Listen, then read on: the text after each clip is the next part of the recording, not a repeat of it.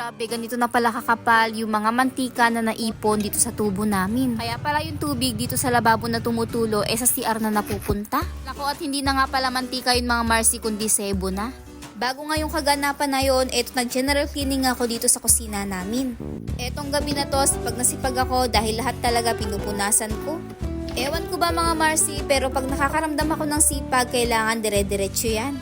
Once kasi na tumigil ako at nag-cellphone, naku, patay tayo dyan, wala nang matatrabaho. Dito naman din sa kusina, pag naghugas ako ng plato, kailangan pati tong kalanan ko, ililinisin ko na din. Grabe, at tignan nyo naman, maghapon talaga akong hindi nakapaglinis dito sa kusina. Yung araw kasi na to ay umalis kami nila daddy, tapos pasilim na kami dumating. Si Kuya Chiyo naman ang naiwan dito sa bahay. At ayan, pagdating ko, parang binagyo yung kusina at nagluto nga daw siya dito. Halos lahat ng gamit ko dito sa bahay talagang pinagpupunasan ko na dahil ayan, bago na naman yung panglinis ko. Pero iba-ibang basahan yung gamit ko dyan mga Marcy ha, magkakamukha lang talaga dahil isang kahon yung ganyan ko. Ito nga palang bago kong ginagamit na panlinis, pwede mo siyang gamitin kahit saan. Lalo na sa CR mga Marcy, sa mga madilaw na tiles, pwede rin to. At ito pa yung nakakatuwa, pwede mo siyang gamitin panlinis ng non-stick pan. O diba, kaya yung mga namamahalan dyan sa pink stuff, ito na lang yung gamitin nyo. Syempre, i-share ko sa inyo yan, kaya naman yung link, tignan nyo na lang dyan sa comment. Anyways, eto na nga mga Marcy, habang busy akong kakalinis doon, hindi ko namamalayan na hindi na pala dumediretso dito yung tubig, kundi sa CR na. Kapal mo. Ano nga yung tubo eh? Ha? Ano nga yung tubo?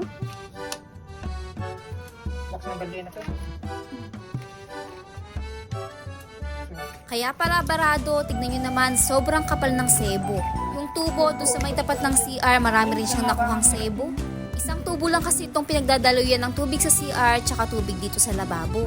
Hindi ko rin naman kasi maiwasan minsan na magtapon ng mantika dito sa lababo. Kayo ba mga Marcy, naiiwasan nyo ba yun? Eto't binuhusan nga namin ng tubig para masigurado namin kung may bara pa ba o wala na. Pero ayan, naka-stack pa rin yung tubig at hindi nagdedire-diretso kaya sigurado kami na merong pang barayan. Buti na lang din meron kaming bakal dito na sobrang haba at kasyang-kasya talaga dito sa tubo. At ayan, naisipang lagyan ni daddy ng tela itong bakal bago niya ipasok dito sa may tubo. Kaso nga lang, mas lalo pang lumala mga Marcy dahil yung tela ay naiwan nga dito sa loob ng tubo. Hirap na nga si daddy dyan, ayan, at mas lalo pa nga nahirapan. Akala ko nga susukuan na ni daddy. Ayan! Pero wala pa yung basahan, hindi kasama. Nagsisigawan kami dyan mga Marcy kasi medyo malayo talaga si daddy dyan. Success! Lumabas na!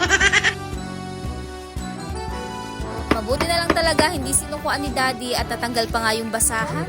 Kung hindi, panibagong gastos na naman dahil maglalagay na naman kami ng panibagong tubo. At ayan, dire-diretso na nga yung daloy ng tubig sa may tubo kaya naman pinagbabalik niya nga yung mga tinanggal niya kanina. O siya, yun lang naman for today. Salamat sa panonood. God bless.